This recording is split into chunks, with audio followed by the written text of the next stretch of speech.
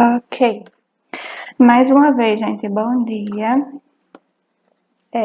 Hoje nós iniciamos o último sistema do nosso corpo, né? As doenças que comprometem o último sistema abordado por nós na disciplina de Clínica Médica. E aí a finalização da disciplina vai ocorrer com abordagens inerentes a doenças reumatológicas. Tá certo? E lá na nossa última aulinha teremos uma aula sobre Covid, tá bom? Mas vamos começando hoje os distúrbios, as afecções que comprometem o sistema. Oi? A aula de Covid vai ser em sala mesmo? Preciso só combinar com o outro professor. Realmente vai ter disponibilidade de me acompanhar, tá certo? Mas eu acredito que, independentemente de ser com ele ou não, eu preciso de um pouco mais de tempo, porque tem muita coisa para falar sobre Covid, e aí talvez seja mais viável ser presencialmente, independentemente dele estar presente ou não, tá certo? Mas eu vou avisando Ok. para vocês, tá bom? Gente, eu vou iniciar a aula agora. A partir de agora, ninguém mais entra na sala, tá? Porque tem algumas pessoas que estão com uma maniazinha chata de pedir para entrar na aula já há mais de 9h30. E aí eu tenho que parar o raciocínio, eu tenho que parar a aula, e isso não é legal. Então, a partir de agora, ninguém entra mais. Tá certo? Então, hoje nós vamos falar das afecções, dos distúrbios que comprometem o sistema genito-urinário, sendo essas patologias divididas em 3 partes. Hoje é a nossa primeira parte, tá certo? Hoje nós iremos falar sobre infecção do trato urinário, né, que técnico-cientificamente é chamada de ITU, tá certo? Que é a popular infecção urinária. Iremos falar sobre glomerulonefrite e iremos falar sobre pielonefrite, tá certo? E todas elas, se têm nomenclaturas diferentes, é porque são coisas diferentes. E cuidado com esses detalhes, tá certo? Cuidado, porque eles fazem toda a diferença e dá uma bela de uma pegadinha em qualquer avaliação ou que possa comprometer vocês na prática profissional, tá certo? Bom, qualquer coisa que eventualmente tenham dúvida, pode perguntar, tá bom? Pode interromper e perguntar, tá certo? Então, gente, como estamos, né, fazendo, antes de falar sobre qualquer patologia que compromete qualquer sistema, né, do nosso corpo, nós estamos fazendo a anatomofisiológica, tá bom? Em relação ao sistema geniturinário, também não vai ser diferente, né?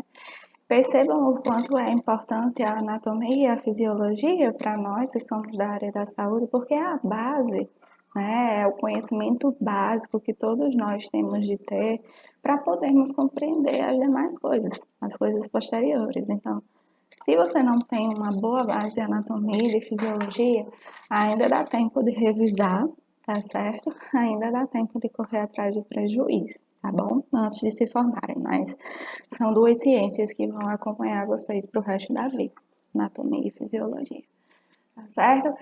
Então, como proposta de revisão anatomo-fisiológica do sistema genito-urinário, eu trago para vocês essa imagem, tá? Em que nós conseguimos ver todos os órgãos os quais compõem o sistema genito-urinário, né? Mais especificamente urinário, certo? Na imagem nós conseguimos perceber, primeiro de tudo, quais são os órgãos principais do sistema urinário, sob o ponto de vista de vocês.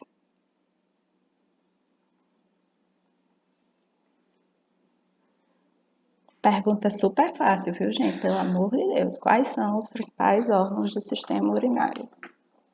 Até uma criança de 3 anos sabe. Quais são? Os rins. Exatamente. Os órgãos mestres, né, os órgãos principais do sistema urinário são os rins. Percebam na imagem que nós temos 2 rins, né, o direito e o esquerdo, tá? E por isso nós dizemos que eles são órgãos pares, tá certo? Ou seja, tem 2 e 2 é um número par, tá certo? Percebam que de cada rim sai uma estrutura tubular, órgão tubular que tem como objetivo proporcionar a passagem da urina que é gerada lá nos rins para a bexiga. Que órgãos são esses? Esses órgãos que saem de cada rim. Quais são esses órgãos? Me digam aí. Bora, vocês estão com a imagem na frente de vocês. Bora acordando. E aí? Se vocês não responderem, eu não vou continuar a aula não, viu? Bora! Desaprenderam a ler, foi? Só nos uréteres, professor. Os ureteres. Isso mesmo. Então, vejam que também são estruturas pares, ou seja, eu tenho dois, né? Existe um ureter saindo de cada rim. E qual é a função desse ureter? Levar a urina dos rins até a bexiga, tá certo? Obviamente, posteriormente aos ureteres, órgãos pares, eu tenho a bexiga, né? Que é um órgão muscular, né? Que é responsável por fazer o acúmulo, né? A reserva de urina, né? Até que essa urina ela seja exteriorizada, até que essa urina ela seja excretada. Para que essa urina ela seja excretada, ela precisa passar por onde? Pela uretra, tá certo? Que é quando a pessoa vai lá ao banheiro e faz xixi. Professora, Oi, licença, tá gravando a aula? tá gravando, Tem certeza? certeza. Fala-me. Tá gravando, sendo que de uma forma diferente. Tá bom? E aí, gente, vejam que a uretra, diferentemente dos rins, diferentemente dos ureteres, ela é um órgão ímpar, ou seja, só existe uma uretra, tá bom? Lembrando lá da fisiologia, da anatomia, que a uretra feminina, ela é bem mais curta do que a uretra o quê? Masculina. Por quê? Porque a uretra masculina, ela funciona como uma via não apenas de excreção, né, para colocar para fora o xixi, mas também uma via de reprodução, tá certo? Pela uretra do homem passa tanto o xixi quanto o quê? O sêmen, quando da ejaculação. Então, no homem, a uretra, ela é bem mais longa, tá certo? Enquanto que na mulher, ela é bem mais curtinha, tá certo? Ok. Até aí, tudo bem, gente? Tranquilo? Sim? Vou seguindo, tá? Sim, professor. Vamos lá. Então, nós dizemos fisiologicamente, né, que o sistema urinário ele é formado pelos rins, como eu mesmo falei para vocês, né, que são os principais órgãos desse sistema, e pelas vias urinárias. Quem são as vias urinárias? Os ureteres, a bexiga e a uretra, tá certo? A principal função dos rins, qualquer criança sabe também, filtrar o sangue. Para quê, professora, que vai filtrar o sangue? No nosso sangue existem muitas impurezas, né? No nosso corpo não tem somente as coisas que são necessárias para o funcionamento do corpo. Tem o lado positivo e o lado negativo. Então, muitas coisas que não prestam, que não são importantes para o nosso corpo, existem, né? Então, se eles não vão ter, essas coisas não vão ter serventia, não vão ter nenhuma função, eu vou guardar no corpo para quê? Né? Eu preciso jogar para fora essas substâncias tóxicas, esses excretas, tá certo?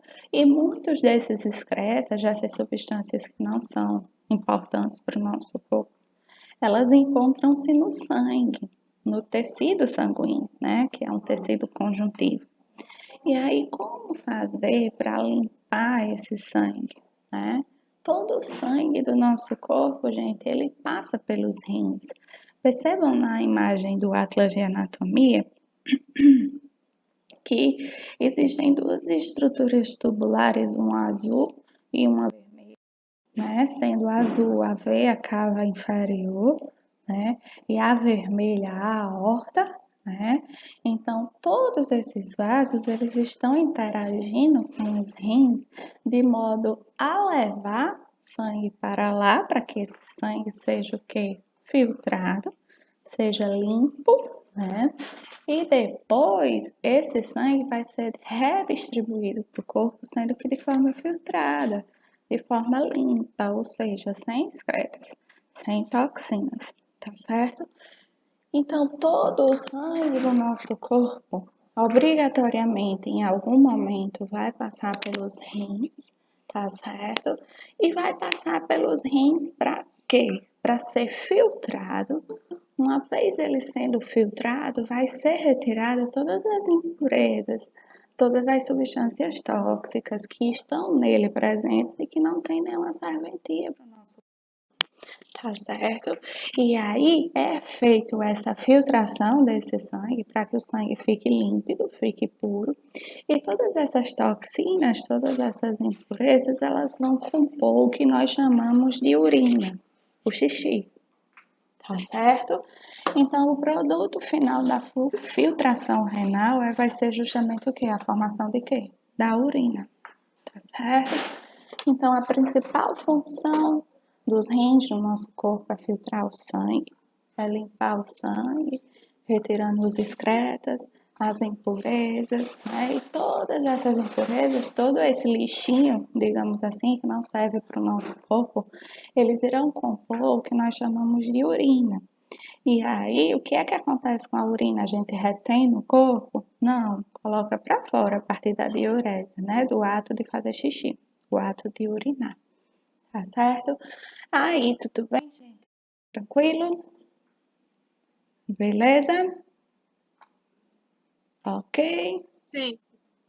Pois vamos lá. Ui. E aí, uma vez sendo feita, né, essa revisão anatomofisiológica do sistema urinário, em que nós vimos os rins, quais são as funções dos rins, as vias urinárias, né, vamos falar das doenças específicas que comprometem esse sistema, né, o sistema urinário. A primeira e mais simples, bem como mais comum de todas, é o que? A infecção do trato urinário, né, que nós chamamos técnico-cientificamente de ITU, tá certo? Pega as iniciais e forma uma siglazinha, né, infecção do trato urinário, que é a popular infecção urinária, tá certo? Quem nunca, né, passou por uma infecção urinária na vida, né? Nem que seja pelo menos uma vez, tá certo? Então, é uma doença bastante comum, principalmente em nós, mulheres, devido ao aspecto, o caráter anatômico da nossa uretra ser muito mais curta, né? Vejam lá pela imagem anatômica que a uretra, ela é bem curtinha, o espaço entre o ósteo externo da uretra e a bexiga é muito curto, tá certo? E aí, o ósseo externo da uretra em nós mulheres fica muito próximo ao canal vaginal, que por tabela está muito próximo ao que? Ao ânus. Então, só o fato de nós mulheres não fazermos a limpeza íntima, né, a higiene íntima, o asseio de forma adequada, isso já nos proporciona o quê? Uma infecção do trato urinário, um EITU, tá certo? É por isso que é tão importante. Somos pequenininhas, né, nós mulheres, as mães da gente ensina sempre quando vamos ao banheiro fazer xixi, por exemplo, de se limpar da frente para trás, e não de trás para frente. Por quê? Porque Professora, Oi. depois a senhora pode colocar no chat o que é ITU? Deixar lá anotado?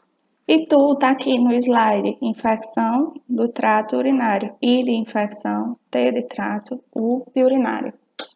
Tá certo, por nada. Então, gente, por quê? Porque se a menina, se a mulher, ela se limpa de trás para frente, ela traz todas as bactérias, todos os micro-organismos que já são naturais, já existem naturalmente, né, na região anal, ela arrasta esses micro-organismos para a região do ósseo externo da uretra. E aí essa uretra sendo contaminada, né, vai gerar o que nós chamamos de ITU, de infecção do trato urinário. Então é uma patologia muito comum e mais prevalente em nós mulheres, né? Principalmente devido ao quê? O que é que justifica essa prevalência maior, né, em nós mulheres?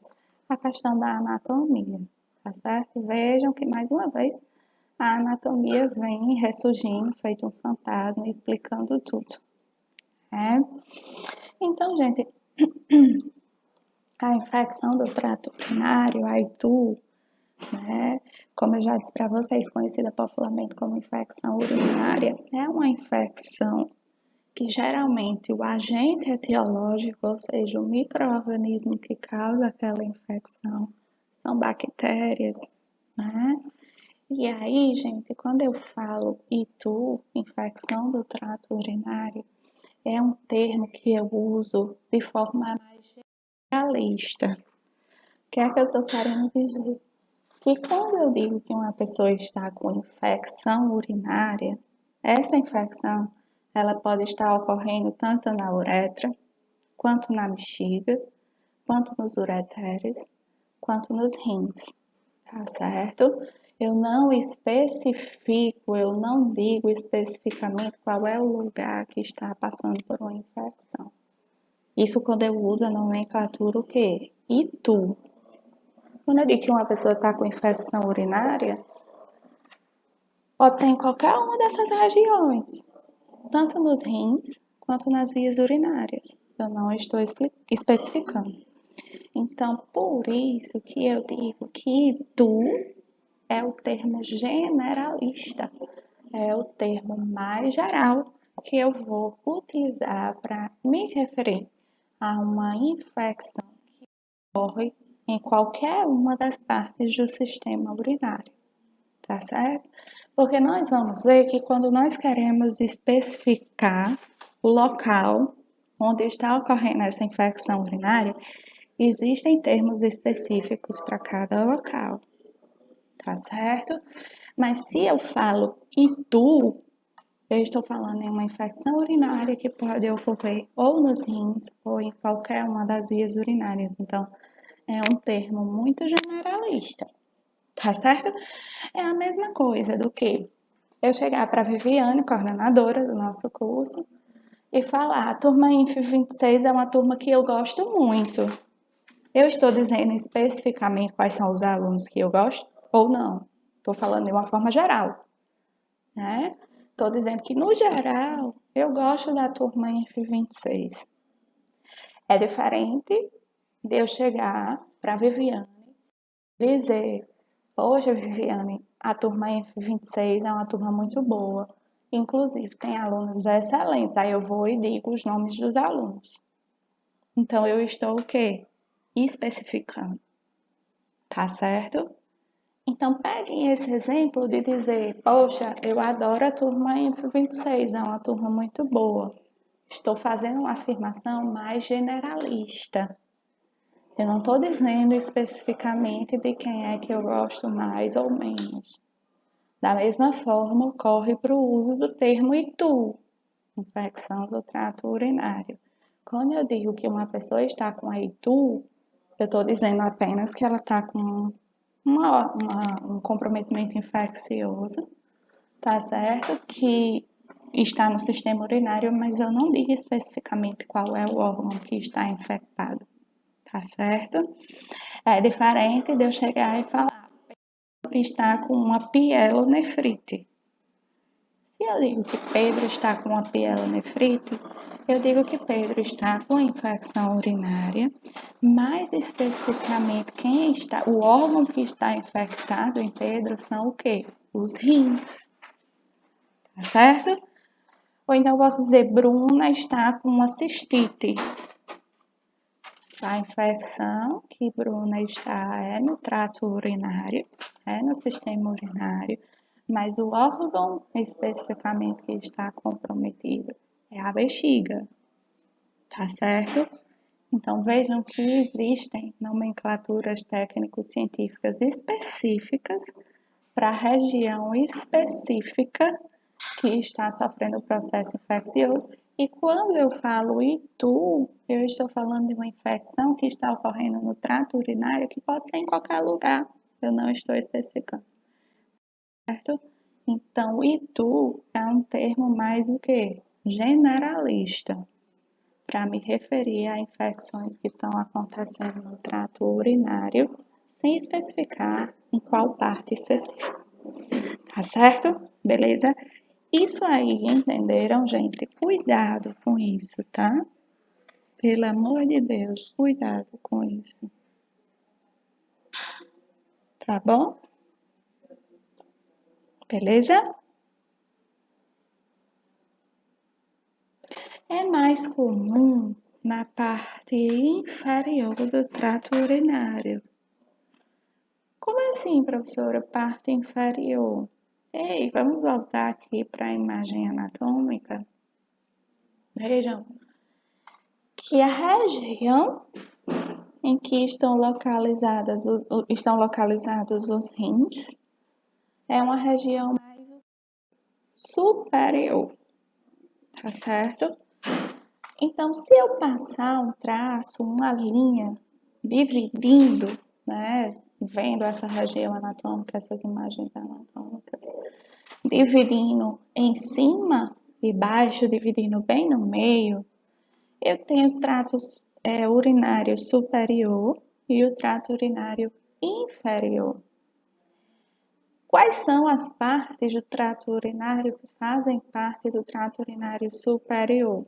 Os rins, que estão localizados mais acima, tá certo?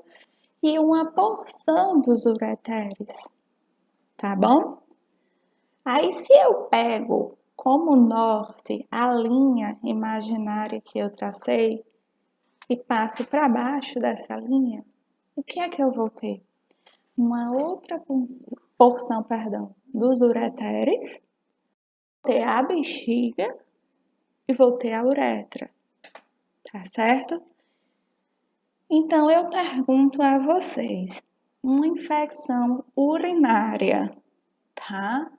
É mais fácil que ela ocorra de forma a comprometer a uretra e a bexiga, ou é mais fácil chegando lá nos rins, comprometendo os rins? O que é mais comum? O que é mais viável? O que é mais possível de acontecer? Me digam aí o que vocês acham. De infectar primeiro a uretra ou já começar a desgraça lá pelos rins? Digam aí. Uretra. Perfeito. Pela anatomia, né, gente? Então, é muito mais fácil uma infecção urinária uretral. Se não for tratada, vai agravar, se vai passar a comprometer não mais a uretra, e sim a bexiga também, né? Então, vai subindo. Digamos que vai subindo, vai se agravando e vai comprometendo órgãos que são mais vitais, digamos assim, do sistema urinário, né? Não cuidou da infecção que está comprometendo a bexiga. Será que essa infecção ela pode se expandir? Ela pode piorar a ponto de comprometer os ureteres? Sim. Não cuidou. A infecção vai chegar onde? Nos rins. E aí, gente, é mais complicado a infecção chegar aos rins, né? Porque não esqueçam que os principais órgãos do sistema urinário são quem? Os rins. Qual é a função? Filtrar o sangue. Vejam, o quanto ele é responsável, ele tem a função de filtrar todo o sangue do corpo para retirar os excretas, para retirar as substâncias tóxicas. Então, imagine uma bactéria fazendo a festa do horror lá nos rins, né? Então, por isso, gente, que eu digo para vocês que é mais comum que a ITU, que é a infecção do trato urinário, ela ocorra na parte inferior, no trato urinário inferior. E aí, quando eu digo que é mais comum no trato urinário inferior, eu estou dizendo que é mais fácil que essa infecção urinária ela comprometa o quê? Uretra e bexiga, começando de baixo. Tudo não começa do começo, né? Então, começando de baixo. Então, é mais comum verificarmos a incidência de doenças, de infecções do trato urinário no trato urinário inferior. Cuidado, porque uma palavrinha só pode anular completamente a afirmação. Se eu disser que é mais comum a infecção do trato urinário ocorrer na parte superior, tá errado. Cuidado, pensem sempre que tudo começa do começo. Parece até algo prolixo, mas não é. Faz todo sentido. Tá certo? Beleza aí, gente? Entenderam aí? Tá tranquilo essa parte?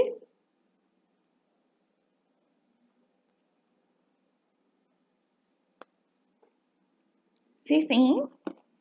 Eu vou seguindo. Tá certo? Beleza? Vamos lá. Só para reiterar o que eu já falei, né? O que é que faz parte do trato urinário inferior?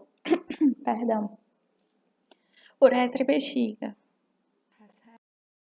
Então, as infecções urinárias, elas são mais comuns, é mais provável que elas aconteçam comprometendo o quê? Uretra ou bexiga. Tá certo? Beleza? Então, vamos seguir, tá? Quais são os fatores de risco? Como eu já falei para vocês, fatores de risco são aquelas condições, são aqueles aspectos, aquelas situações que a pessoa pode ser portadora ou pode estar passando por aquela situação naquele momento e vai acabar deixando o indivíduo mais vulnerável para o desenvolvimento de uma determinada doença, tá bom? Quais são os fatores de risco para o desenvolvimento de uma infecção do trato urinário, por exemplo, tá? A questão do uso de sondas vesicais, né? Lembrando que se eu falo em vesicais, eu estou falando em sondas que são passadas num paciente que vão ter a função de eliminar, de exteriorizar o que? A urina para o meio externo. Existe a sonda vesical de alívio e existe a sonda vesical de demora, como os próprios nomes sugerem, tá certo? A sonda vesical de alívio é aquela que ela é passada no paciente para promover o alívio num determinado momento. Ou seja, a sonda não vai permanecer ali. Ela é passada só em um dado momento para ajudar o paciente a o quê? A fazer xixi, a urinar, tá certo? E a sonda vesical de demora, perdão, como o próprio nome diz, de demora, ela é posta no paciente e passa um tempo maior, permanece por um tempo maior, tá certo? Podendo ficar, gente, a sonda de demora, geralmente a sonda vesical de alívio, quando ela é prescrita, né, quando existe na prescrição, ela é de 6 em 6 horas, ou de 8 em 8 horas, de 3 em 3 horas. A depender da patologia daquele indivíduo, do porquê que ele precisa de uma ajuda para poder eliminar a diurese, tá certo? A sonda vesical de demora já é aquela sonda que é posta em um paciente, por exemplo, de UTI, que é um paciente gravíssimo, tá certo? Em que nós precisamos fazer um controle do débito urinário, por exemplo. O que é fazer um controle do débito urinário? Contar ml por mlzinho de xixi que é eliminado por aquela pessoa. Como é que eu vou contar de forma precisa ml por ml? Demora, né? Então, essa sonda, uma vez ela sendo inserida no paciente, ela permanece por até 15 dias.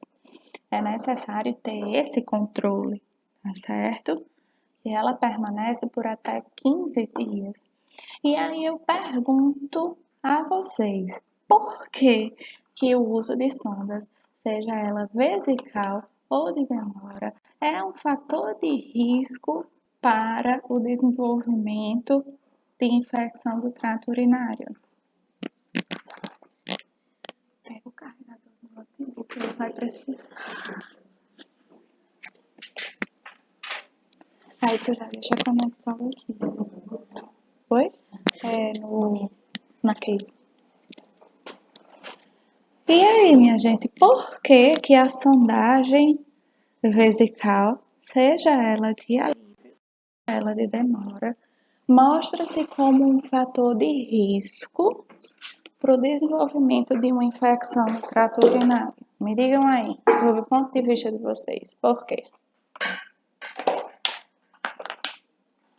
E aí?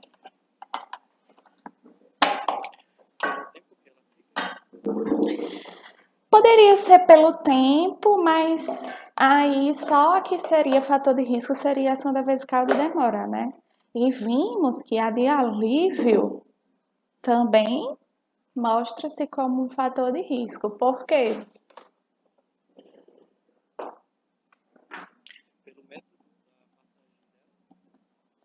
da Sim. Quem é que garante, por exemplo, que um enfermeiro que vai fazer a inserção de uma sonda vesical, seja ela de alívio, seja ela de demora, vai realmente seguir a técnica completamente asséptica, estéril?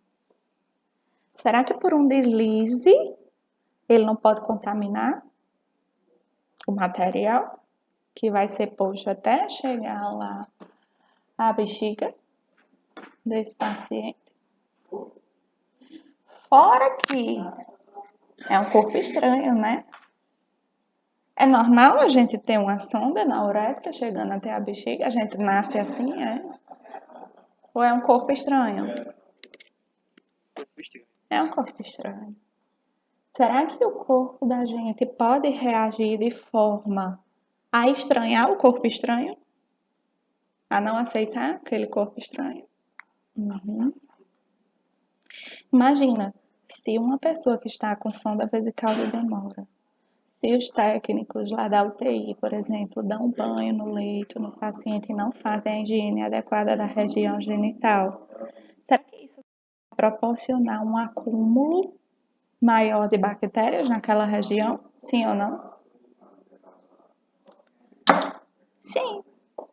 E isso aí é o que configura justamente o quê?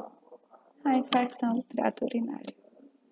Então, professora, na forma de rejeição do sistema, ele rejeita como uma infecção da sonda. Sim, ele pode fazer isso também. Tá certo? É um corpo estranho, né? Às vezes o nosso corpo, por exemplo, em cirurgias de enxerto de pele. A pele é uma coisa que existe no nosso corpo, né? Mas aí você vai fazer um enxerto de uma pele em uma pessoa. Será que sempre o corpo dela vai aceitar? Não, tem reação de enxerto. Às vezes é a própria pele da pessoa. Quem dirá um material artificial, né? Porque a sonda vesical de alívio, ela é feita, né? É uma sonda que ela é feita de um plásticozinho, que é o que nós chamamos de nelaton, tá? Enquanto que a sonda vesical de demora, que é aquela que permanece por mais tempo, é uma borrachinha para garantir uma maior flexibilidade, né? Já que vai ficar por muito tempo nesse paciente. Mas, de toda forma, seja borracha, seja plástico, são corpos estranhos. Será que pode machucar esse paciente? A uretra desse paciente? Pode. E aí machucando, abrindo uma fissura, sei lá. É uma porta aberta? Sim. Às vezes a sonda não é fixada da maneira correta, aí vai mudar de decúbito. O paciente traciona a sonda. Isso machuca? Machuca. Uma lesão, por menor que ela seja, já mostra-se como o quê? Uma porta aberta para a infecção. certo? Para a entrada de micro-organismos. Lembrem-se que no nosso corpo todo existem vírus, existem bactérias, existem fungos, que não necessariamente são causadores de doenças, tá certo? E fazem parte da nossa microbiota. Mas aí, se esse micro-organismo, se essa bactéria, por exemplo, ela encontra uma oportunidade, ela pode fazer o mal? Pode, tá certo? Outro fator de risco, infecções sexualmente, transmissíveis. Vocês sabem dizer por que a nomenclatura técnico-científica correta agora passou a ser IST e não mais DST? Doenças sexualmente transmissíveis, ou agora passou a ser infecções sexualmente transmissíveis. Vocês sabem o porquê disso? Se mudou, tem um porquê, né? Qual foi o porquê dessa mudança? Me digam aí. Me digam uma coisa, uma pessoa que é soropositiva, ou seja, que é portadora do vírus HIV, obrigatoriamente ela tem AIDS? Não. Ela é infectada pelo vírus HIV, né? O vírus da imunodeficiência humana. Mas não necessariamente essa pessoa vai ser diagnosticada com a AIDS, que é a síndrome. Fisiologicamente, gente, uma doença ela é considerada sindrômica quando ela tem manifestações clínicas muito específicas dela, muito particulares dela, sinais e sintomas muito particulares. O que é que mais representa a AIDS, a síndrome da imunodeficiência humana, né? O que é que mais caracteriza? A questão das principais células que são comprometidas, que são atacadas pelos vírus do HIV, serem as células de defesa específicas do tipo linfócitos TCD4+. Existem várias outras doenças virais, né, que atacam várias células, vários tipos de glóbulos brancos, vários tipos de leucócitos no corpo, mas somente a AIDS, né, tem o HIV, o vírus da imunodeficiência humana, atacando especificamente, única e exclusivamente, linfócitos TCD4+. E aí, para a pessoa ser diagnosticada com a AIDS, gente, ela precisa ter uma carga viral, ela precisa estar infectada por uma quantidade de vírus mínima, né? E é necessário que esses vírus estejam fazendo um trabalho tão pesado a ponto dela apresentar sinais e sintomas específicos dessa síndrome que é a AIDS.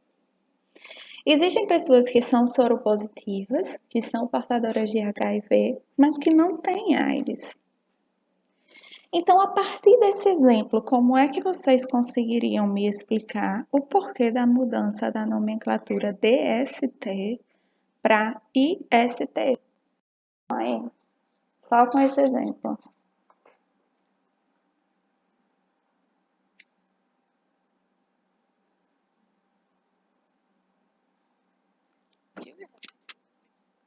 Como é que vocês explicam, a partir desse exemplo, o porquê que houve essa alteração, essa mudança de nomenclatura de doenças sexualmente transmissíveis para infecções sexualmente transmissíveis? Por quê? Porque tudo vai começar pela infecção. Sim, tudo começa pela infecção. E uma vez a pessoa infectada, necessariamente ela está doente, ela tem a doença, ela tem a síndrome? Não.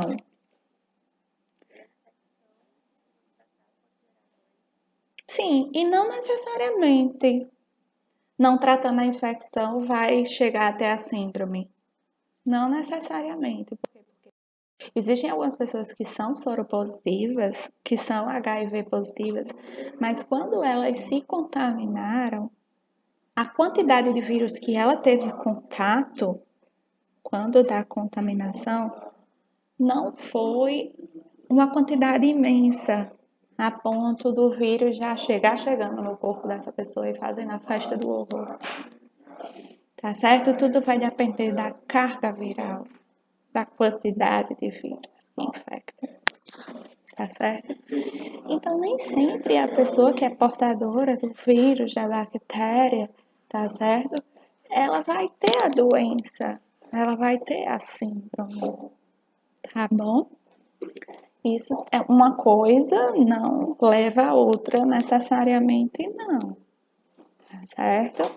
Então, a nomenclatura DST, doenças sexualmente transmissíveis, acabava gerando uma via de regra, né, que dissesse, tipo, se fulano é soro positivo, então, sem nenhuma perspectiva de não ser 100%, ele é portador de AIDS. E nós sabemos que não é. Então, não necessariamente uma pessoa que esteja infectada, ela é portadora da doença. O que não exclui o fato dela ser portadora do vírus. Tá certo?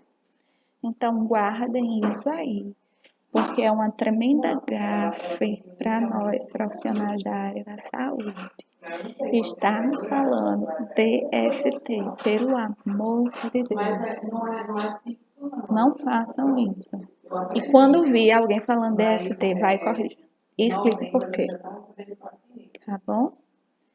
Quando eu vejo uma pessoa falando DST, a pessoa já não tem mais respeito. Sabe de nada. De patologia nem de fisiologia. Tá certo?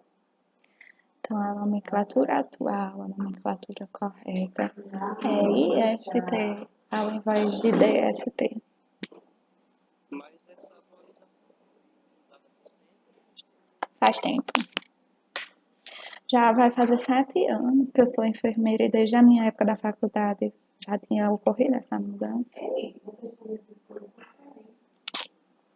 Tá certo? Sim. Sim. Estão. Tá certo? Então veja como os detalhes fazem a diferença. Tá bom? Beleza? Ok? E aí eu pergunto, o porquê que pessoas portadoras de IST, elas são mais vulneráveis ao desenvolvimento de ITUs, de infecção do trato urinário. Uma pessoa com IST tem as defesas mais comprometidas? Tem? Sistema imunológico um pouquinho mais falho? Tem? Tem. E aí, se esse sistema imunológico está um pouquinho mais falho, será que ele vai conseguir dar conta total de uma bactériazinha que possa estar passeando lá pelo trato urinário, vai? Não.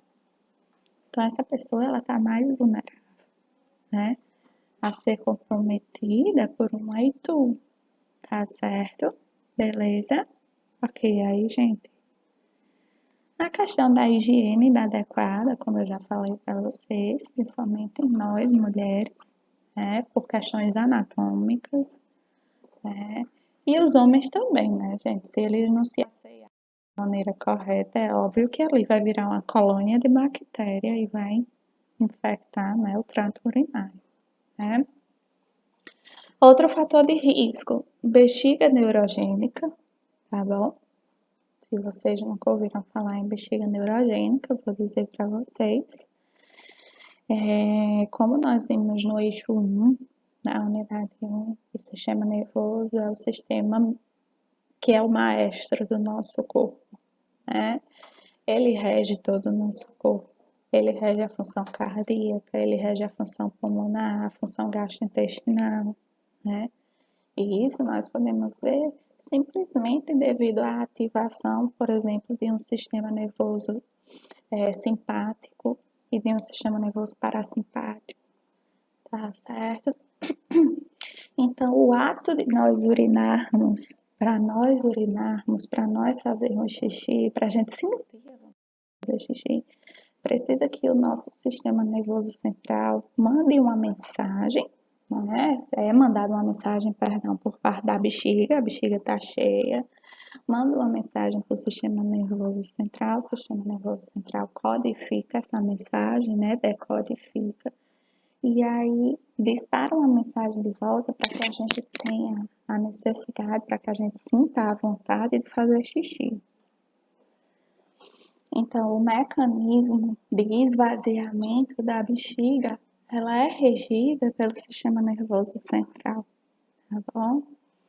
Mas vou dizer a vocês uma coisinha, quando nós fazemos xixi, quando nós vamos ao banheiro fazer xixi, por mais que a gente fique ali no vaso sanitário até sair a última gota, sob o nosso ponto de vista, eu digo a vocês, ainda tem uns mlzinhos restantes de lá na nossa bexiga. A bexiga, ela nunca esvazia completamente, ela nunca esvazia totalmente, tá certo? Mas para essa questão do não esvaziar totalmente, existe um limite. Ela não pode reter uma quantidade maior do que o que deve de urina lá nela, tá certo? Mas existem algumas doenças, gente, que no combo da doença, né, ocorre o que nós chamamos de bexiga neurogênica. E o que é essa bexiga neurogênica? Ao invés do sistema nervoso central mandar a mensagem de que a bexiga vai esvaziar até determinado ponto e vai reter uma quantidade X de ml de urina, né? Ocorre essa falha de comunicação entre o sistema nervoso central e a bexiga, de forma que ela esvazia, a pessoa faz xixi, faz, mas muito menos do que o que deveria, tá certo? E se essa pessoa elimina a diurese, elimina a urina, o xixi numa quantidade muito inferior do que o que ela devia, por tabela fica mais retido o quê? Mais xixi lá na bexiga. E é interessante que essa bexiga fique com a quantidade além do normal de xixi. Não, porque o xixi ele é formado o quê? Por muitos excretas, por muitas substâncias tóxicas, por muitas toxinas. Esse xixi ficando retido na bexiga, será que ele pode voltar lá para os rins? Ele pode refluir? Pode. E aprendam uma coisa, gente, o fluxo, o caminho, ele deve ser unidirecional. Ou seja, uma vez a urina saindo dos rins, passando pelos ureteres até chegar à bexiga, não é para ela estar voltando. Sempre vai ser de cima para baixo. Não vai ser indo e vindo, não. Somente descendo. Mas se essa bexiga ela tá muito cheia, ela permanece muito cheia a todo momento, será? E o rim não para de filtrar sangue, não. Então, não para também de produzir o quê? Xixi, diurese, certo? Será que pode chegar um momento que essa bexiga vai ficar tão cheia a ponto desse xixi começar a refluir? Começar a voltar a diurese para os rins? Sim. Isso é legal? Não, porque bactérias, vírus, micro-organismos em geral estão voltando para um lugar que não é para ele voltar. Tá certo? Será que isso justifica o fator de risco da ocorrência de itu? Sim. Pessoas que têm bexiga neurogênica, a professora diz, aí uma doença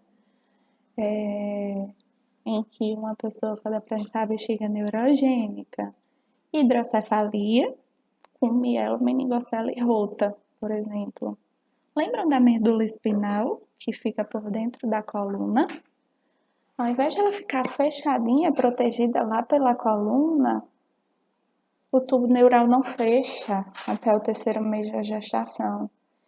Então, essa medula espinal, que faz parte do sistema nervoso central, lembrem-se que o sistema nervoso central é formado por encéfalo, mais medula espinal.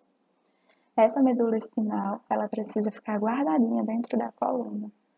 Mas por um defeito, por uma má formação ainda durante o período embrionário, essa medula espinal, ao invés de ficar dentro da coluna vertebral do bebê, ela está exteriorizada. É o que nós chamamos de mielomeningocele. Tá certo? Então, veja, uma porção do sistema nervoso central do bebezinho, que era para estar completamente protegido, está exteriorizado. Será que isso vai interferir no funcionamento da bexiga? Claro. E aí, geralmente, esses bebês com hidrocefalia, mielomeningocele, eles são portadores de bexiga neurogênica, são bebês que precisam de sondagem vesical. Por quê? Porque eles não conseguem fazer xixi de forma adequada. Sempre vai ficar o quê? Uma urina, uma diurese mais retida lá na bexiga. Tá certo? Outro fator de risco, obstrução urinária.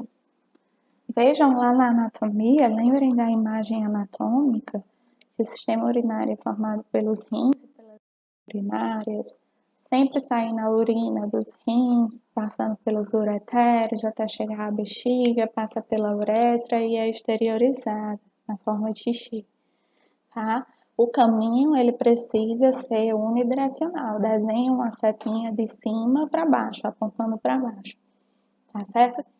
E aí, para que esse fluxo ocorra de forma unidirecional, ou seja, em uma só direção, é necessário que essas vias urinárias elas estejam livres. Elas estejam o quê? Pérvias. Elas não tenham nenhuma obstrução. Elas não tenham nada no meio do caminho que impeça a passagem desse fluxo. Mas será que sempre vai ser assim? Não. Existem algumas pessoas que são portadoras de cálculo renal, que é o que a gente chama de litíase renal, que nós vamos ver na aula de quinta-feira. Então, pessoas que têm pedras nos rins, que não necessariamente essas pedras, esses cálculos, eles vão estar obrigatoriamente dentro dos rins. Pode estar em uma porção do ureter, no início, no meio, no fim. E aí imagine uma pedrinha ocupando uma dessas estruturas tubulares, será que vai mostrar-se como um obstáculo? Vai. Tá certo? Vai conseguir, vai ser garantido esse fluxo unidirecional? Não. Então isso pode gerar também um AITU, tá certo? Uma infecção do trato urinário. Beleza, gente? Até aí, tudo bem? Podemos seguir? Professora, Oi. e no caso de incontinência urinária, também é um fator de risco? Uhum. Não sei se já ouviu falar. Não. Incontinência urinária não, porque a incontinência urinária, Pedro, é a questão da não ter controle sobre os esfíncteres urinários, né? Porque, veja, se nós estivermos com vontade de ir ao banheiro, principalmente nós mulheres, nós conseguimos segurar por um tempo. E vocês, homens, nem tanto, porque anatomicamente a bexiga está bem próxima à próstata, tá? E aí, a partir do momento que a bexiga de vocês fica muito cheia, passa a comprimir a próstata e vocês começam a sentir dor.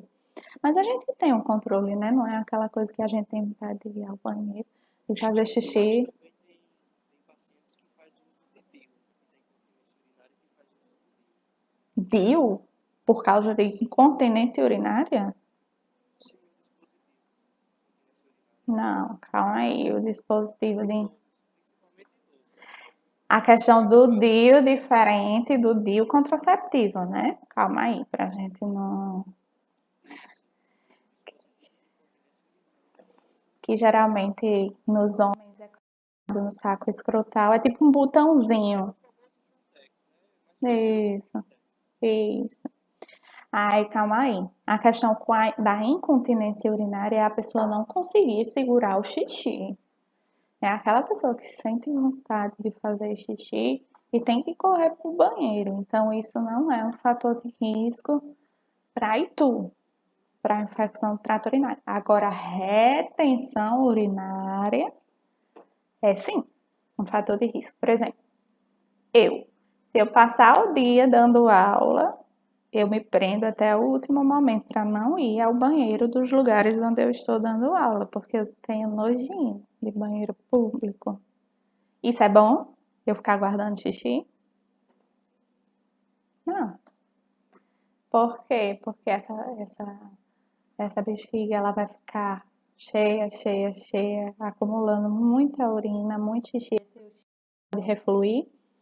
Pode. Pode gerar uma infecção urinária. Lembrem-se que a urina ela é cheinha de micro-organismos patogênicos, né? Mas, professora, eu acho assim, pacientes que, principalmente idosos, que faz uso desse dispositivo, Hum. eu acho que fica mais vulnerável a pegar a infecção, né? Se ele não fizer o uso do dispositivo de forma adequada. Como é que é? Se ele não fizer o uso do dispositivo de forma adequada. Por exemplo, não falando especificamente do Jontex, mas falando de um material que é bem tecnológico mesmo, parece um botãozinho, que geralmente é colocado em homens que começam a apresentar incontinência urinária. E é um botãozinho tipo que coloca no escroto, certo? Na escrotal. A pessoa tem a sensação quando a bexiga está cheia, mas esse esfíncter, ó, esse botãozinho ele funciona como um esfíncter urinário. A pessoa sente vontade de fazer xixi, mas a pessoa só vai fazer xixi se for e apertar aquele botãozinho para abrir a porteira, digamos assim, e a pessoa fazer o xixi. Aí imagina, se essa pessoa tem. Não, tem que apertar. Eu vou ver se eu acho algum videozinho para mostrar para vocês, tá certo? Mas veja que a incontinência urinária por si só, se a pessoa for incontinente, né, ela não consegue segurar. Se ela não fizer o uso de nenhum dispositivo, ela não consegue segurar, ou seja, vai estar sendo eliminada a urina, a partir do momento que chega a urina na bexiga, já passa direto para fora. Essa pessoa já faz xixi, ela não consegue segurar. Então, não justifica a questão da incontinência urinária gerar a ITU. Agora, a retenção urinária justifica completamente, porque em uma pessoa que tem incontinência urinária, não vai parar nunca xixi lá na bexiga dela, vai passar direto. Tá certo? É fisiologia isso. Tá bom? Agora, se essa pessoa tiver incontinência urinária e fizer o uso de algum dispositivo, né, para segurar, para não ficar passando direto o xixi, né? E ela não fizer o uso de forma correta do dispositivo, aí sim pode predispor a um AIFU. Tá certo? Beleza? Ok? Beleza. Obrigado. Nada. Vamos seguindo. Manifestações clínicas, né? Sinais e sintomas da infecção do trato urinário, né? O ardor, a dificuldade para urinar, né? A pessoa quando ela tá com ITU, ela quando vai ao banheiro fazer xixi é muito desconfortável, né? Arde, né? Ou então ela percebe que tem urina, ela sente a bexiga cheia, mas ela não consegue exteriorizar, né? A questão da urgência miccional, ou seja, deu vontade, quando a pessoa geralmente está com ITU, né? Com infecção do trato urinário, quando ela sente vontade de ir ao banheiro para fazer xixi, ela tem que correr, porque a sensação que ela tem é que se ela não correr para ir ao banheiro fazer xixi, ela faz xixi na roupa, né? Sendo que na realidade, quando a pessoa chega no vaso sanitário e vai fazer xixi, por mais que esteja super apertado, né? Não sai quase nada. É aquele xixi por gotejamento, literalmente. Com vontade de fazer xixi, mas o xixi não sai. Né? Como eu falei, a questão do ardor ou da dor mesmo, a urinar, né?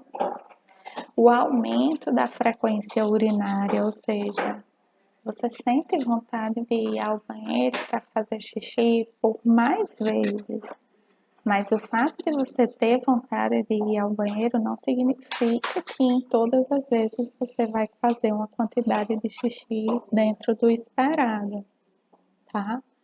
Então, o aumento da frequência urinária, o aumento de vezes que você vai ter vontade de ir ao banheiro, porém, a quantidade, o volume de diurese, ele é diminuído, ou seja, você faz xixi por gotejamento, praticamente, tá? E aí, qual é o nome técnico científico que nós damos para essa manifestação clínica da vontade de ir mais vezes ao banheiro? O volume urinário, ele sendo diminuído. Qual é o nome que a gente dá? Vai ser polaciúria, tá certo? Polaciúria. Tá bom? Beleza? Em alguns casos, quando a ITU ela já está bem avançada, né? Essa pessoa vai fazer xixi com presença de sangue. Não é para existir sangue no xixi, tá certo? Mas a depender do nível de infecção, esse xixi ele vem com a presença de hemácias, ele vem com sangue, tá bom? E o termo técnico científico que nós utilizamos para isso vai ser o quê? Hematúria. Vejam que todas as palavras que estão relacionadas ao xixi têm uma terminação específica, úria, tem um sufixo específico, né? Então, todas as palavras na língua portuguesa que terminam com o sufixo úria está fazendo referência à diurese, ao xixi, tá? E aí, qual é o prefixo da palavra hematúria? Ou seja, qual é a parte que inicia a palavra hematúria? Hemate. Hemate me lembra o quê? Hemácia, hematologia, que é a ciência que estuda o tecido sanguíneo. Então, se eu falo uma palavra que se chama hematúria, eu estou me referindo ao quê? A diurese, o xixi, com presença de sangue. Tá certo? Se nós estamos falando de um processo infeccioso, gente, será que justifica o fato dessa pessoa apresentar, dessa pessoa ter como manifestação clínica a hipertermia, febre? Opa, a febre, gente, ela é uma resposta do nosso corpo, é uma forma que o nosso corpo, que o nosso sistema nervoso central, lá vem ele de novo, mais especificamente o hipotálamo, né? Porque lá no nosso hipotálamo, né, uma das porções do encéfalo, encontra-se o centro termorregulador do nosso corpo, ou o centro termostático. Ou seja, a temperatura de nosso corpo, de todo o nosso corpo, ela é regida por esse centro que existe lá no hipotálamo. E o hipotálamo é uma das funções do encéfalo, que o encéfalo faz parte de quê? Do sistema nervoso central. Tá certo? Então, a febre, a hipertermia, é uma que o nosso corpo encontra de mostrar para nós que tem alguma coisa errada acontecendo. Existe um agente externo, existe algum micro-organismo que está fazendo algo que não deve no corpo. Então, aumenta a temperatura para quê? Ei, quando a gente vai esterilizar alguma coisa em casa, a gente não bota água para ferver? Quem já foi mãe, não tem que lavar a mamadeira, o bico da mamadeira, do bebê, a chupetinha com água fervente? Por que que se usa água fervente e não água gelada? Me digam aí. Por que água quente? Para eliminar as bactérias. Então, bactérias, vírus, eles suportam temperaturas muito elevadas? Hum, hum, hum, não suporta. Então, quando o corpo eleva a temperatura do organismo, quando a pessoa faz febre, É uma tentativa do nosso corpo o quê? Matar vírus, bactérias, fungo, qualquer micro-organismo que seja. Então, geralmente, quando a pessoa apresenta febre, geralmente nós temos medo, né? Mas peraí, deixa a pessoa sentir um pouquinho, deixa a pessoa ficar um pouquinho com febre por um tempo. Por quê? Porque é o corpo tentando matar micro-organismos. A gente só precisa ter um pouquinho de cautela, né? De cuidado a mais com febre em crianças, tá certo? Porque em crianças, principalmente na primeira infância, febre que ultrapassa 38 graus Celsius, tá? Pode induzir um evento convulsivo, que é o que nós chamamos de convulsão febril, tá certo? E nós já vimos lá no eixo 1 que convulsão não é bacana, não é interessante para o sistema nervoso central de ninguém. Oi, pode falar. Quando percebemos que a criança está com febre, o que vai acontecer? Assim, geralmente eu costumo dar logo a medicação, né? Só que é o certo é deixar esperar um pouco. Espera um pouquinho, né? Vá controlando essa temperatura. Não tem uma quantidade exata de horas, porque assim, em 30 minutos a temperatura de uma criança pode passar de 38 para 40. Da mesma forma que a temperatura de uma criança pode passar por mais de uma hora em 38, 38,5. Então, está sempre monitorando essa temperatura. Quando a criança sofre insolação na praia, Não, aí essa febre aí de insolação, ela já não é uma febre devido à reação do corpo a algum micro-organismo, porque o corpo dela absorveu muito calor durante o dia todo, tá bom? E aí durante a noite, geralmente as febres por insolação, elas se manifestam mais no final do dia, início da noite, né? Como uma tentativa do corpo se libertar daquele calor em excesso. Febre, na verdade, é um bom sinal, porque é um sinal que o corpo está Tá reagindo. condição. Então deixe o corpo sentir um pouquinho de febre. Espere um pouquinho, tá? Depois que passou meia horinha, você tá percebendo que a temperatura não tá elevando muito, aí você vai dar o remedinho, tá bom? Mas nunca, tipo, ai, fulano tá febril, já vou dar o remédio. Não, calma aí, tá certo? Eu imagino que quem seja mãe seja muito difícil, né? Esperar.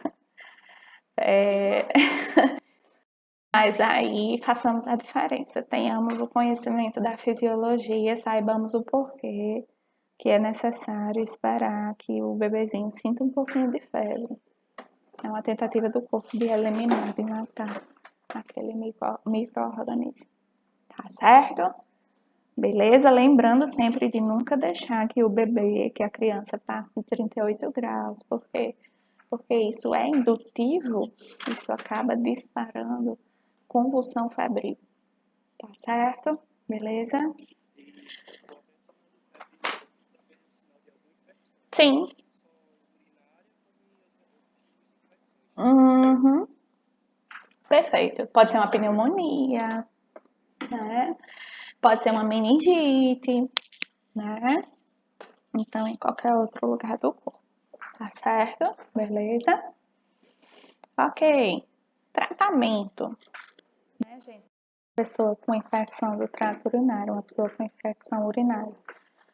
Antes de tudo, beber muita água. Porque quando a gente bebe muita água durante o dia, teoricamente a gente vai fazer mais xixi, né? Então, quanto mais xixi eu fizer, mais eu vou estar eliminando micro-organismos do meu corpo. Então, a tendência é que essa infecção, ela o quê? Ela cesse, tá bom? Urinar frequentemente, sempre que sentir vontade, né? Não façam como eu, segurando xixi, que é aquele negócio, né? Faço o que eu digo, não faço o que eu faço, né? Então, sempre que tiver vontade de ir ao banheiro, vá, não espere, não guarde o que não presta, porque a urina não nos serve, tá certo? Sempre fazer a higienização adequada da região genital. Sempre manter a região vaginal ou a região peniana, né? As genitálias limpas e secas. Lembrem-se lá da microbiologia, que nas nossas áreas genitais, né, nós temos muitos fungos que fazem parte da nossa microbiota normal. Principalmente nós mulheres temos a Candida albicans, né, que em uma determinada quantidade ela não nos faz mal, mas a Candida albicans é um fungo, tá certo? E fungo, ele adora temperatura elevada e umidade. Então, imagina que você vai ao banheiro, não se seca direitinho, né? Aquela região genital, ela vai ficar mais úmida, fungo adora umidade. Se você passa o dia trabalhando de calça jeans, o jeans é um tecido por si só mais pesado, mais quente. Então, é o ambiente feito para a proliferação de micro-organismos, né? Temperatura elevada, umidade, né? Então, sempre deixar a região genital bem higienizada, limpinha e seca, né? E em relação ao tratamento medicamentoso, gente, se é uma doença, né? Se a ITU, se a infecção do trato urinário, se é uma doença que é causada principalmente por bactérias, o melhor tipo de medicamento que eu tenho para tratar essa ITU é antibiótico, né? O antibiótico é aquela classe medicamentosa que tem a ação de debelar, de matar ou de conter o quê? Bactérias, tá certo?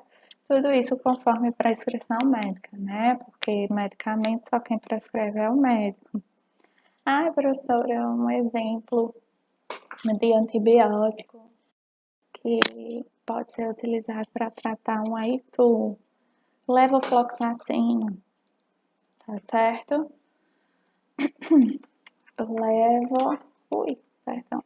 Levofloxacino, que é vendido, né? O nome comercial é Tamiram, tá certo? Então só precisa tomar esse antibiótico por 3 dias, tá certo? É um tipo de antibiótico que ele é bem efetivo para tratar infecções do trato urinário, tá certo? Os cuidados de enfermagem, sempre. Gente, uma dica para vocês, né? Se cair em qualquer prova, perguntando quais são os cuidados de enfermagem em relação a qualquer doença que seja, aferir sinais vitais. É um cuidado de enfermagem que é primordial, que é básico, que é fundamental em todo e qualquer quadro clínico. Como o próprio nome fala, os sinais vitais são demonstrações do meu corpo, do corpo do paciente, que ele está vivo. Né? Quais são os sinais vitais? Né?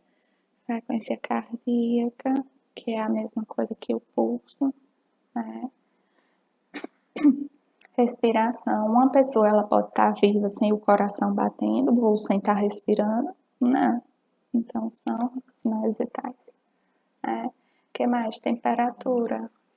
Uma pessoa que esteja com 0 graus, ela está viva? Não.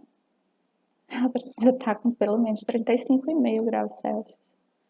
Então, a temperatura é algo fundamental para que uma pessoa esteja viva, né? Pressão arterial. Uma pessoa, ela está viva se a pressão está 0. Ei, é o óbvio. Qualquer pessoa que diga, peraí, eu vou tirar a sua pressão e dá vontade de dizer, vai me matar? Vai tirar a minha pressão? Vai zerar a minha pressão e vai me matar? Aferir, viu? Verificar, viu? Não tirem a pressão de ninguém, não. Vocês vão estar matando. Uf, certo? E mais recentemente, não tão recentemente, né? Já tem mais de 10 anos, que a dor entrou como o quinto sinal vital. Uma pessoa que está morta, ela sente dor? Não. Tá certo? Então, a dor é o quinto sinal vital. Então, para qualquer tratamento, para qualquer assistência de enfermagem frente a qualquer patologia, frente a qualquer quadro clínico, aferir sinais vitais. certo? Porque se alguma coisa está errada, algum sinal vital vai dar alterado. Me diga uma coisa, uma pessoa que está com enxaqueca imensa há mais de uma semana, tem semanas que eu tô assim, ela se estressa, ela fica atacada, sentindo dor, fica. Frequência cardíaca vai aumentar por ela estar mais agitada? Aham. Pressão arterial vai subir? Então é muito bonito. É o quê? Quando a pessoa vomita, quando a pessoa tem náusea e vomita devido à enxaqueca, a pressão dela aumenta? Aumenta. Eu, pelo menos, parece que eu vou morrer. Então é muito bonito, né? A forma que o nosso corpo funciona, tá? E no grau as coisas é tão desatualizado que no fundamento a gente aprendeu os quatro tresitais. Quinto, nem sei. Eu vim aprender que dor era o quinto sinal vital. É. Eu paguei fundamentos agora, em clínica médica, bem dizer. Eu vim aprender que dor era um sinal vital. Pois pronto. É sim, tá? É o quinto sinal vital. Tá certo? Então vejam a importância de nós estarmos sempre estudando. Tipo, eu sou formada há quase 7 anos. E eu digo a vocês que não existe um dia sequer da minha vida que eu não estude. Às vezes até minha mãe implica comigo, né? Você vive cansada porque você não tira um dia sequer para relaxar. Mas eu digo a vocês, gente, até em dia de domingo eu estudo. Por quê? Porque para a gente ter o conhecimento, a gente precisa ir atrás, né? E na área biomédica, na área da saúde, as coisas se atualizam muito rapidamente. O que é normal hoje, daqui a uma semana não é. Aí algumas pessoas dizem, menina, mas é formada, está concluindo o mestrado, para que isso? Precisa fazer sentido para mim, não para os outros. Mas esse tipo de vexame eu não passo não, viu? Na minha área. Não estou dizendo que eu sei de tudo, mas o que eu não souber pode ter certeza que eu vou atrás, tá certo? Essa questão da inclusão da dor como quinto sinal vital não é algo recente, já tem mais de 10, 15 anos, tá bom? Não é algo de 1, 2, 3, 4, 5 anos, não. Já tem mais de uma década, tá certo? Mas a gente só tem como saber disso se a gente estudar, que ninguém nasce sabendo de tudo, né? Na verdade, a gente nasce sem saber de nada, né? E aí, gente, estamos falando de uma doença que compromete o sistema urinário. O mínimo que eu posso fazer por esse paciente é observar como está a urina dele, o xixi dele, em aspectos de cor, de volume, de odor, certo?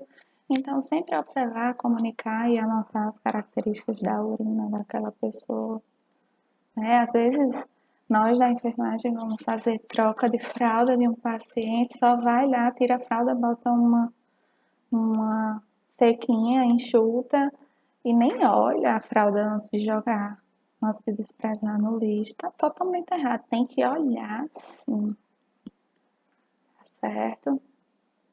E a questão de sempre estarmos realizando orientações básicas, né, sobre a higiene pessoal para os nossos pacientes, como eu disse para vocês, todos nós, profissionais da área da saúde, por natureza, nós somos educadores em saúde. Nós temos esse compromisso, nós temos essa função de ensinar, de orientar, né, os nossos pacientes, como as coisas devem ser feitas e o porquê, tá certo?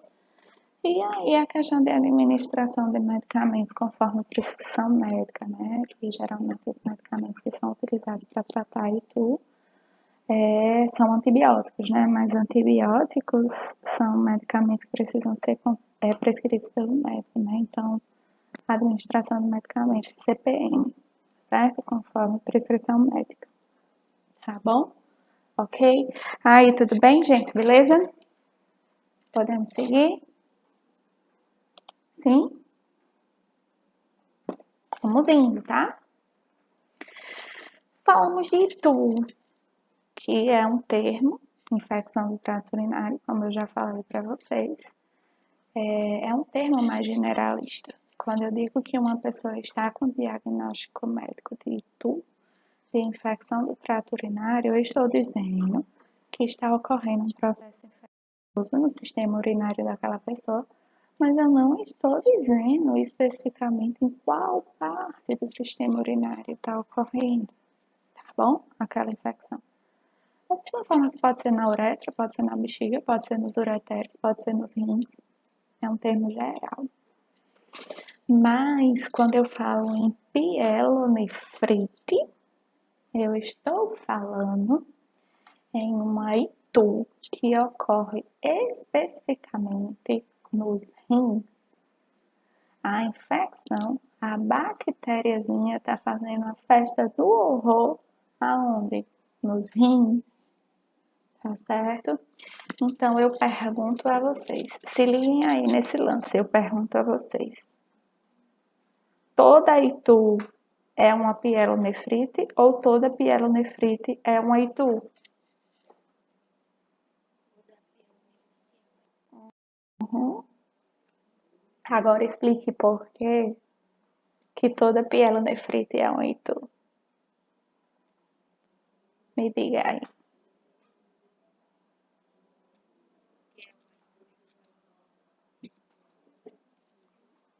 Porque é uma infecção no trato urinário. Uma pielonefrite é uma infecção no trato urinário, né?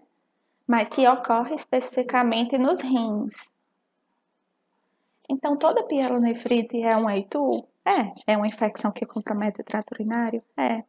Mas nem toda ITU, nem toda infecção do trato urinário vai comprometer especificamente o quê? Os rins. Pode comprometer qualquer outra função do sistema urinário. Cuidado com isso, tá bom? Nem toda ITU é uma pielonefrite, mas toda pielonefrite é uma ITU. Tá certo? Da mesma forma que toda glomerulonefrite difusa aguda, GNDA, vai ser uma ITU, mas nem toda ITU vai ser uma GNDA. Tá certo? Cuidado. Então, pielonefrite, gente, como eu estou falando para vocês, é uma ITU, é uma infecção que compromete o trato urinário, mais especificamente os rins, cujo agente etiológico, ou seja, cujo micro-organismo que causa essa infecção, é uma bactéria. Tá certo? Me digam uma coisa, o que é mais grave? Uma pielonefrite ou uma uretrite? Uma infecção que ocorre lá na uretra. Qual é a mais grave? Me digam aí. Qual é a grave? Uma uretrite ou uma pielonefrite? Ei, quais são os órgãos principais do sistema urinário mesmo? Quais são? Isso. Porque pielonefrite é uma infecção que está comprometendo os órgãos mestres do sistema urinário, que são os rins. Qual é a função dos rins? Filtrar todo o sangue do corpo. Todo o sangue do corpo. A uretra é importante? Mas a função dela é permitir a passagem da urina que estava armazenada, que estava guardadinha ali na bexiga, para o meio externo. Quem é que tem uma função mais importante? Os rins. Então, a tipo pielonefrite, ela é mais grave do que uma uretrite. Tá certo? Cuidado com os detalhes. Reflitam. Sempre reflitam. Tá certo? Antes de dar uma resposta. Depois do sistema cardiovascular, eu acho que o que eu mais gosto é o urinário. Porque tem muitos detalhes. E eu sou apaixonada no detalhe. Acho lindo. Tá certo? E aí, gente, essa pielonefrite, para que essa infecção ela ocorra lá nos rins, ela pode ocorrer de duas maneiras. Existem dois caminhos para que ela ocorra. O primeiro é o que nós chamamos de via ascendente. Ascendente com SC, certo, gente? Do verbo ascender, certo? Ascender, que significa subir. Tá numa região mais baixa e vai subir para uma região mais alta. É diferente de acender, ligar um fogão, que não é SC. É ACENDER, acender. Então, a forma de ocorrência dessa pielonefrite, ela pode ser por via ascendente ou por via sanguínea. Pela própria palavra, vejam como o português é uma coisa linda. Pela própria palavra dá para a gente inferir como é que ocorre essa via ascendente. Já, inclusive, falamos uma infecção urinária que compromete a uretra, gente. Se ela não for cuidada, vai piorar e vai comprometer quem? Baixo para cima. Vai comprometer quem? Bexiga. Se a infecção na bexiga não foi tratada, vai comprometer mais quem? Bora? Ureter. Se não cuida do ureter, passa para onde? Para os rins, né? Então tá ascendendo. Tá indo de baixo para cima. Foi um Aitu que começou em um nível mais o que? Menos complexo, menos grave, uma uretrite, não cuidou, cistite, comprometeu a bexiga. Se compromete a bexiga e não é tratado, começa a subir por onde? Pelos ureteres. Se não cuida dos ureteres, sobe para onde? Pielonefrite. Vai dar o quê? Uma pielonefrite, sobe para onde? Para os rins. Vejam aqui na imagem que esse rastrinho vermelho, tá bom? Esses pontilhados vermelhos, eles mostram justamente a via ascendente de uma pielonefrite. A ocorrência de uma pielonefrite por via ascendente começou com um Aitu mais simples, não foi cuidada, vai agravando, vai subindo, vai subindo, vai subindo, até chegar onde? Nos rins. Tá bom? Então, essa é a via ascendente, tá certo? Como é que ocorre a via sanguínea? Ei, eu disse para vocês que os rins, eles têm como função principal, ele tem inúmeras, tá? Funções, inclusive o regulamento, né? O controle da pressão arterial, né? Pelo sistema de renina, angiotensina, aldosterona, tá certo? Eu não vou entrar em detalhes disso, é muito detalhe da fisiologia, mas é algo bem bonito também. Mas dentre as várias funções dos rins, nós temos o quê? De todo o sangue do corpo, tá bom? Imagina que essa pessoa, que existe uma pessoa, um paciente que está internado na UTI, tá? E ele foi diagnosticado com sepse bacteriana. O que é que eu estou querendo dizer? Quando um paciente tem o diagnóstico médico de sepse bacteriana. O que é uma sepse? Me digam aí, o que é uma sepse? É uma infecção hospitalar? Quase.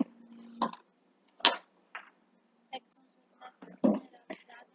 Infecção generalizada. Algo que é generalizado compromete todo o corpo. Para essa infecção generalizada, essa sepse, para ela ser uma sepse, eu quero dizer o quê?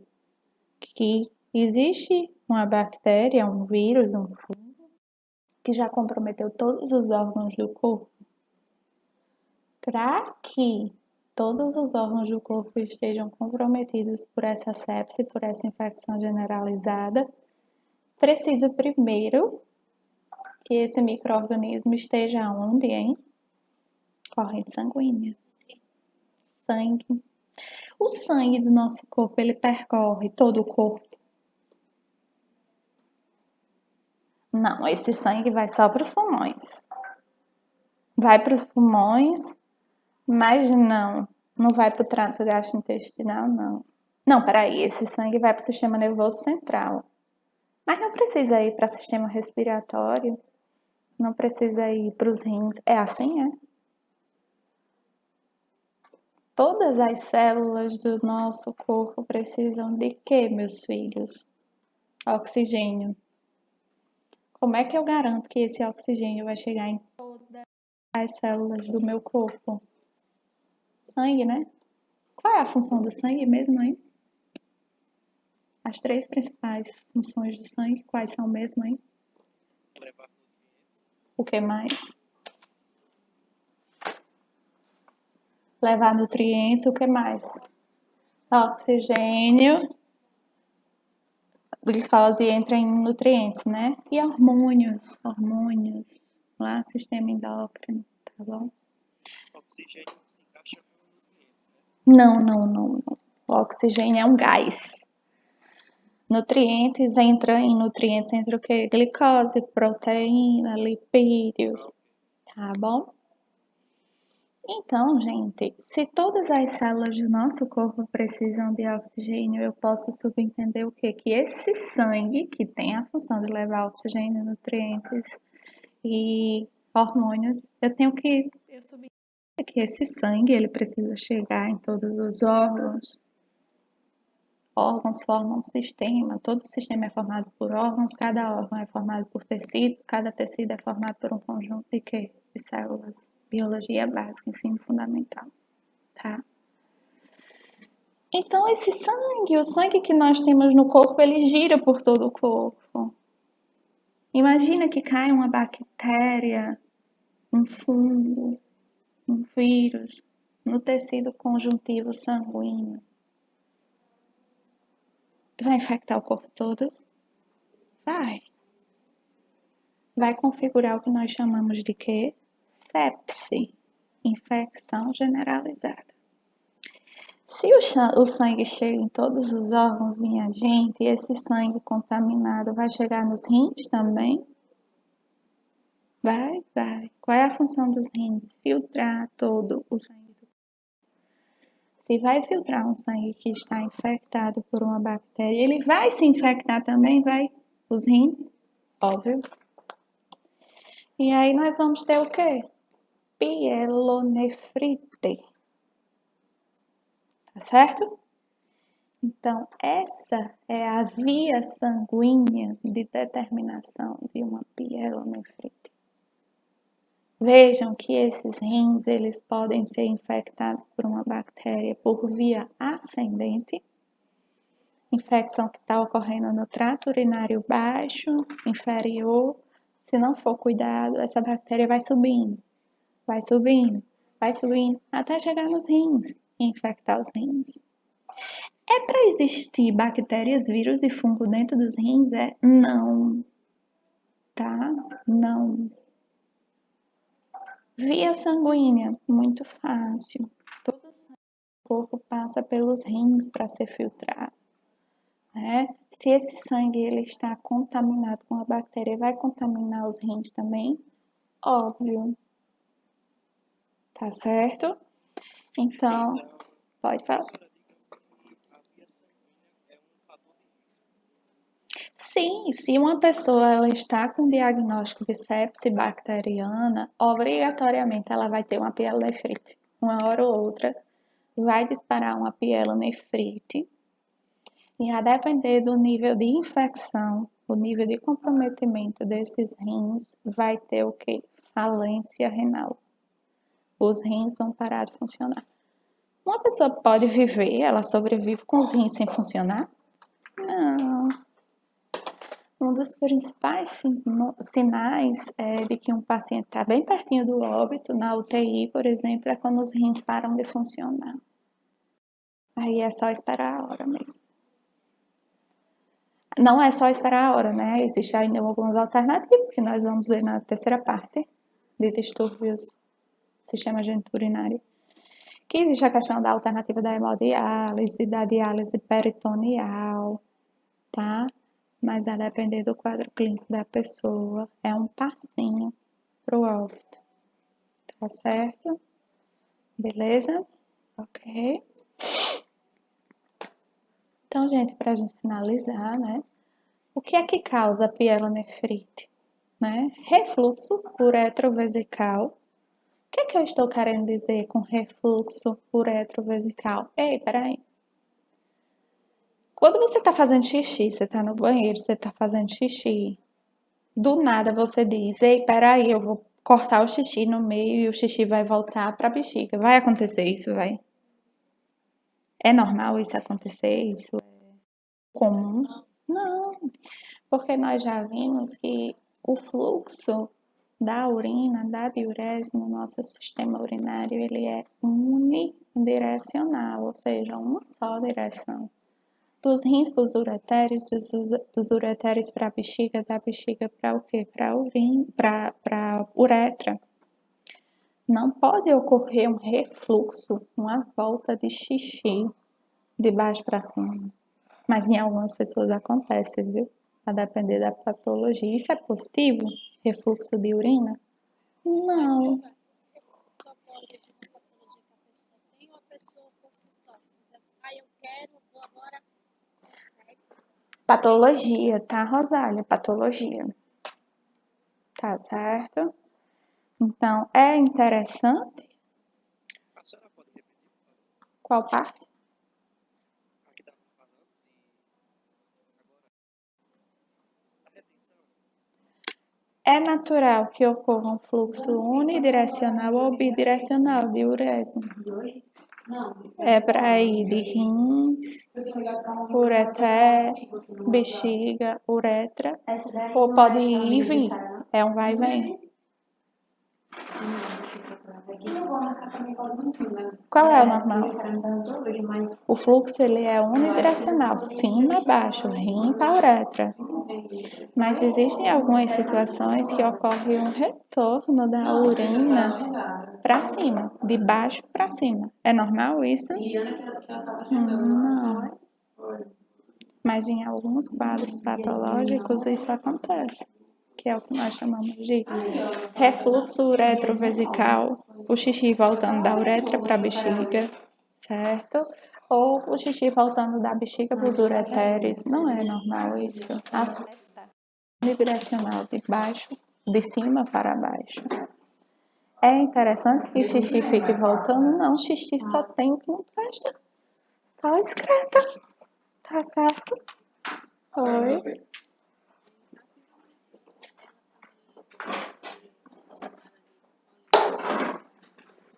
Síndrome nefrótica é uma doença do trato urinário caracterizada pelo conjunto de várias doenças.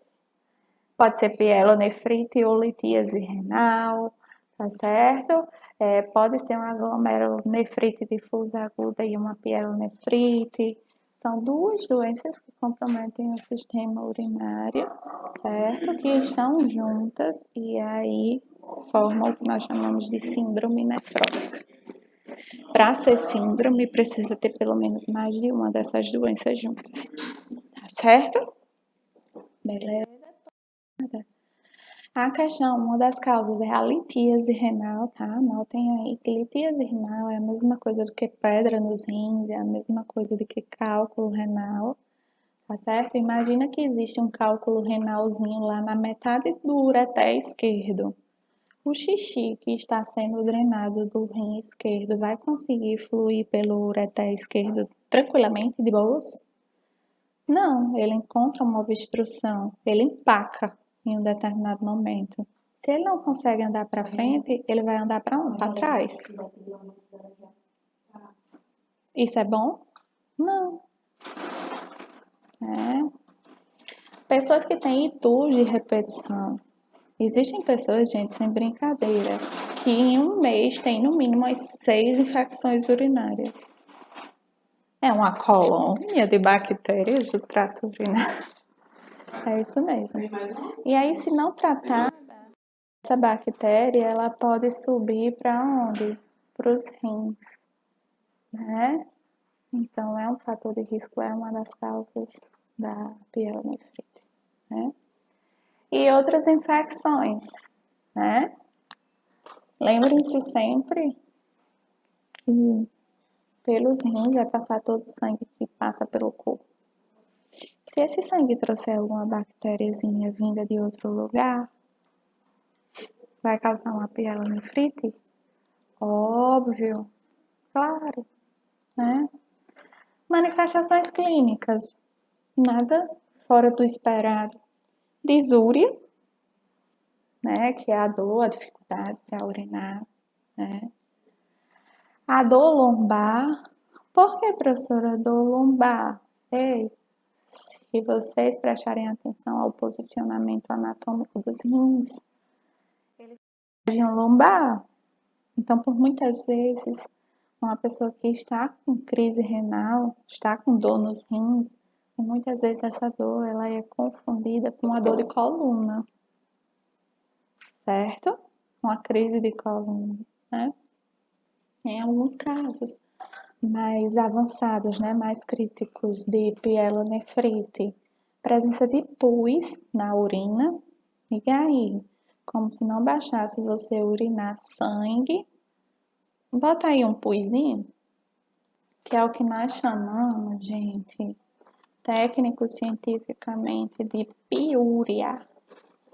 Olha aqui, ó, o úria de diurese, de xixi, e o P de pus, piúria. Urina com presença de pus, tá certo? E a hipertermia, né? Já sabemos o porquê, o que é que justifica a hipertermia, né? E tratamento. Sobretudo, o tratamento para toda e qualquer doença renal, às vezes até para prevenir doenças renais, é a ingesta hídrica elevada, né? Beber muita água, beber muito líquido, né? E aí uma pessoa com pielonefrite é indicado que essa hidratação ela ocorra por via oral, mas a depender do nível de comprometimento renal, né, do nível da infecção, é necessário fazer uma terapia de hidratação venosa, certo? Ou seja, hidratação endovenosa, intravenosa na veia, tá bom? Em relação ao tratamento medicamentoso, antibiótico terapia, tá certo? Tem que fazer esse uso de antibióticos, né, via IV. Por quê? Porque tudo que existe no corpo vai passar por onde? Pelos rins. Quando eu administro antibiótico IV, o medicamento cai diretamente onde? Na corrente sanguínea. Uma vez o medicamento caindo na corrente sanguínea, esse sangue vai levar esse medicamento obrigatoriamente para passar por onde? Pelos rins. Tá certo? Ok? Lembrando, a antibiótico terapia, seja ela VO, IV, EV, né? Todas conforme prescrição médica. Tá certo? Ok? Cuidados de... Oi.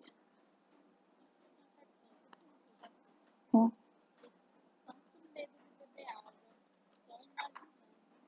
A dor que vai sentir quando vai fazer xixi. Mas agora a gente sabe que é importante, né? Beber essa água para fazer com que você faça mais xixi e elimine o quanto antes essa bactéria, né? Tá certo? Então, Sim, com certeza absoluta. Tá certo? Ok. Cuidados de enfermagem, gente, como eu sempre digo para vocês, tá? Aqueles sinais vitais, certo? Observar, comunicar e anotar as características da urina. Controle rigoroso do débito urinário da diurese, tá certo? Realizar orientações básicas sobre a higiene pessoal, tá certo? E administração de medicamentos e CPM, tá certo? Conforme prescrição. Ou e no caso existe existe banho de assento. Agora depende de qual tipo você está falando. O banho de assento que existe é, por exemplo, a mulher quando vai fazer uso de flor rosa para tratamento de candidíase, senta-se dentro de uma bacia com água fervente, morna, né? Fervente não, porque aí é demais. Com medicamento, tá certo? Mas o banho de assento, ele não é muito indicado, não. Sob o meu ponto de vista, é meio estranho.